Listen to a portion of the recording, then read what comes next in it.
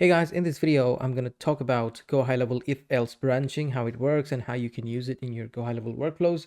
This is really an easy method of putting conditions in GoHighLevel workflows, and also it makes workflows really efficient. It saves you from creating multiple workflows for one simple automation. So I'll describe how it works, and you can think of your own implementation once you know how to use it. Of course, it has multiple use cases. Obviously, we will not be able to go through each and every one of them, but if you get the idea of how it works, you can obviously use it for your own use case.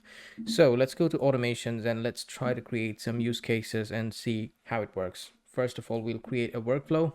Let's talk about a use case. Let's say we have two forms and we want to create automations for submissions for those two forms. So when those forms are submitted, we want to create a few automations to happen, which are pretty similar, but at some point we want to distinguish which form was submitted. So instead of creating two workflows, we do this job because we want similar things to happen when either of these forms are submitted. Let's create one workflow, but we also need to be able to distinguish and then tag which forms were submitted based on that. So let's just call this workflow if else, and then let's create a trigger. So I'll say form submitted, and let's say the form is let's say contact form. So contact form is submitted. Let's name it submitted.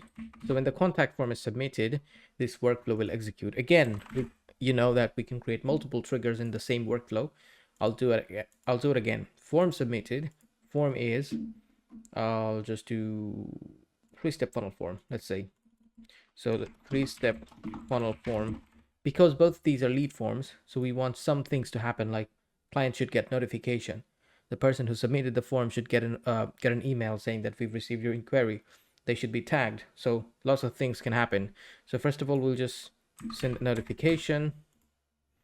Notification type will be SMS. Let's say we are sending this to assigned user. Hi,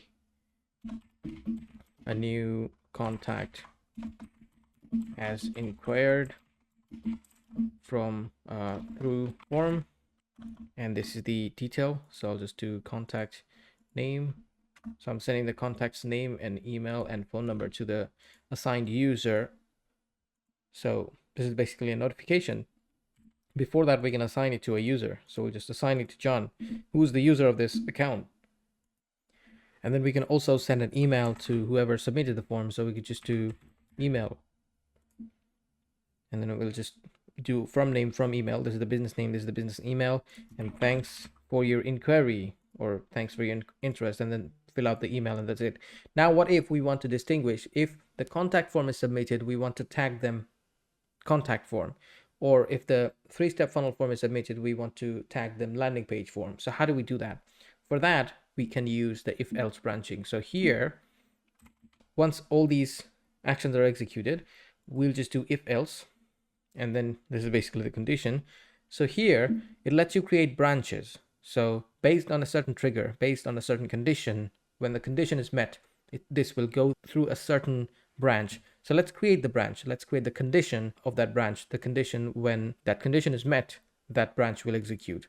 So let's say workflow trigger. So as you can see, it has loads of condition based on how you create the workflow. So let's do workflow trigger is contact form submitted. So this is one branch. There's a default branch which is called none. So if any of the branches we create are not executed, if the condition is not met for any branches we have created, whether it's one branch, whether it's multiple, like more than one branch, if none of those conditions are met, then the workflow will go through none branch. So think about it. We only have two conditions. So we are creating a branch when the workflow trigger is contact form submitted, this branch will execute.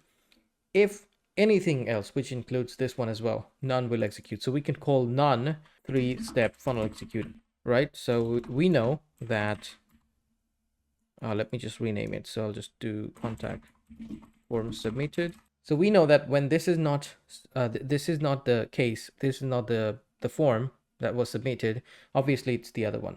So that's how we can create it. And then this is for contact form submitted. When the form is submitted and the form is contact form, this will be executed. Otherwise, this will be executed. So we we could just do contact form, website contact form, and then we can just copy this and then put it here and say page. That's it. Save it, publish it. That's your workflow right there through a simple use case implementation. So there's one more use case I want to talk about, which is contact reply. So if I send someone an email, let's say I'll delete everything from here. Let's get rid of these workflow triggers as well. Let's talk about the use case. So for example, I'm creating the chat widget automation. So we have a chat widget, we implement that chat widget on our website. Whenever that chat widget has an inquiry in it, we want some stuff to happen. So we'll just call it chat widget automation. The trigger will be customer replied.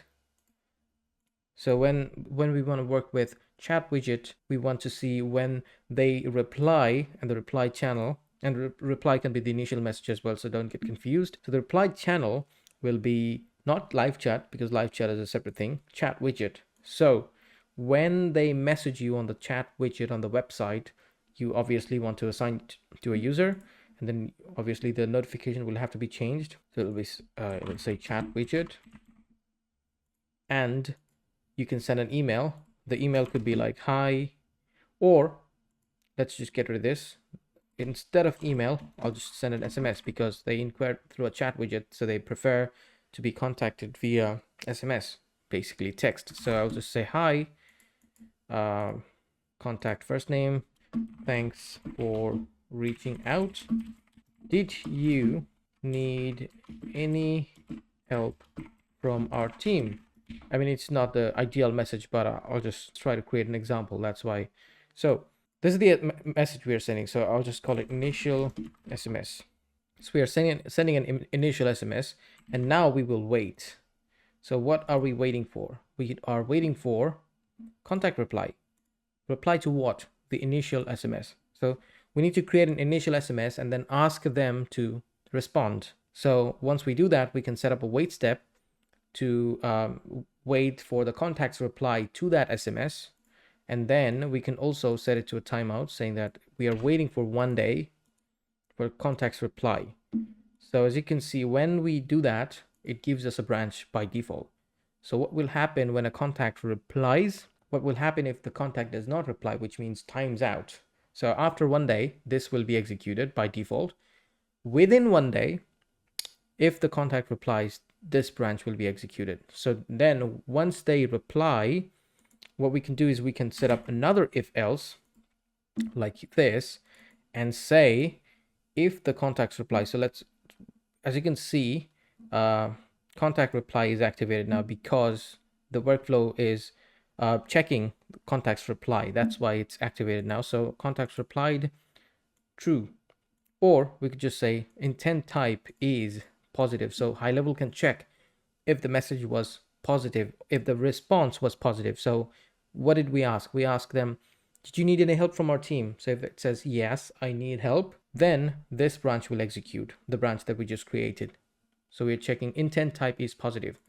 If we say it's not positive, which means this branch will execute only if they say no. So this is how it works. So it basically depends on your logic development, how you're developing the entire scenario, and then how you're implementing it through GoHighLevel workflows.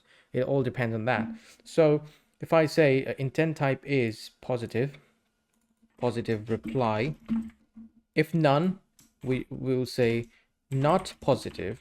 So it can be negative, or it could say something else. So let's say we asked, did you need any help from our team?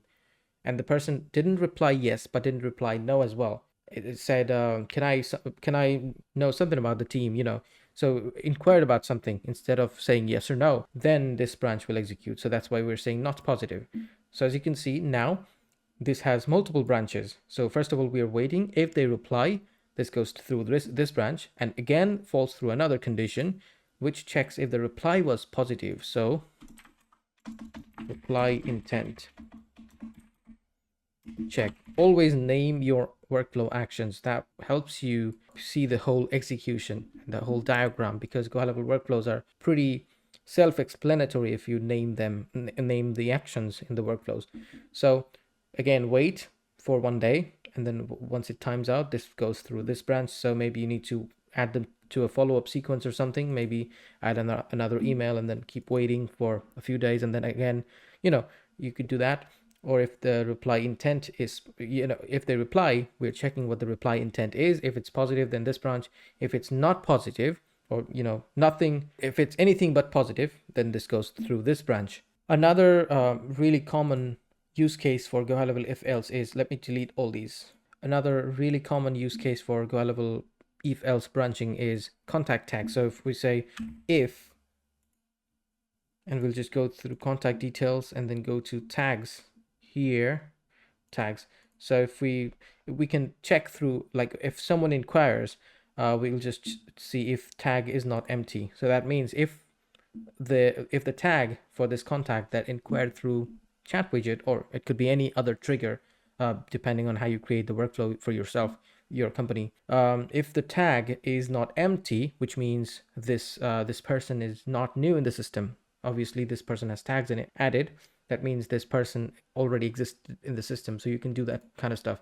Also, you can check through specific tags. So if tag includes dentist new lead, let's say. So we are working with dentists, and if they inquire via the website chat widget, we check through their tags. If it includes dentist new lead, that means this person had inquired before, or this is likely to be a client. So if that happens, we can quickly check through the tags. So if the tag includes dentist new lead, that this person is not new in the system. Otherwise, we'll say new lead, not new leads. So you can obviously do that kind of stuff through contact tags.